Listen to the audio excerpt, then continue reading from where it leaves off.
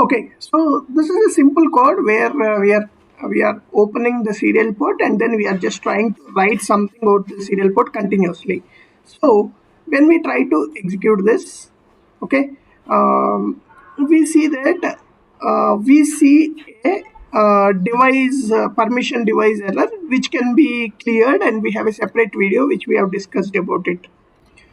Once you clear that and try to run, they should directly write the serial port, right? Now we see error, a type error. Unicode strings are not supported. Please encode to bytes. Okay. So what it is basically saying is we cannot write directly over serial port a string. We have to use formats like UTF-8. This is a format which used to transmit the data over communication channels. Like UTF stands for Unicode transformation format.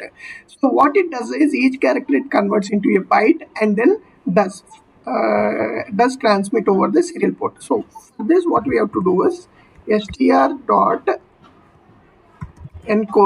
is the function which is used for this, and we are going to enclose the string and send that string to be transmitted as a parameter. Okay, now that it is done, let us try to save and run this. And when we see, you can see here the program is running without any issues. So while transmitting, ensure that we encode the data using the standard functions.